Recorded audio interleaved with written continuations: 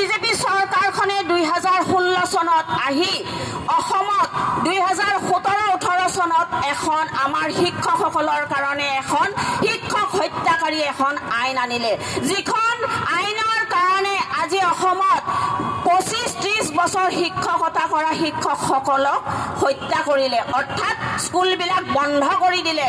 তেওঁলোকে এই আইনখনৰ জৰিয়তে কিছুমান ধাৰা উপধাৰা দি পেলাই তেওঁলোকে আমাৰ শিক্ষকসকলক মানসিকভাৱে আৰু শাৰীৰিকভাৱে হত্যা কৰিলে।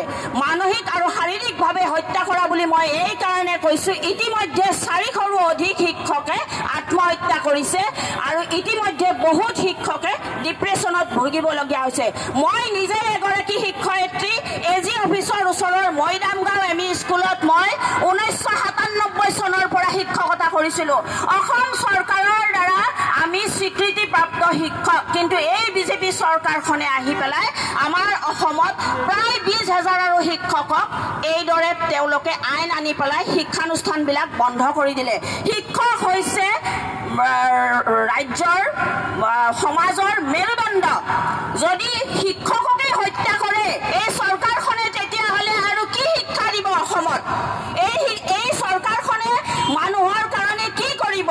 অকল ধাৰ ল'ব জানে। এই চৰকাৰখনে অকল আইন আনিব জানে আৰু আঁচনি আনিব জানে। আঁচনিৰ দ্বাৰাই ভোট কিনি আছে। ভোটটো হৈছে আমাৰ নিজা অধিকাৰ, আমাৰ নিজা অধিকাৰ। আমাক কোনো চৰকাৰে কিনিব নালাগে। মই কৈছোঁৱেই আপোনালোকক, মই কোনো ৰাজনৈতিক দলৰ নেত্ৰী নহয়, মই এগৰাকী সাধাৰণ মহিলা।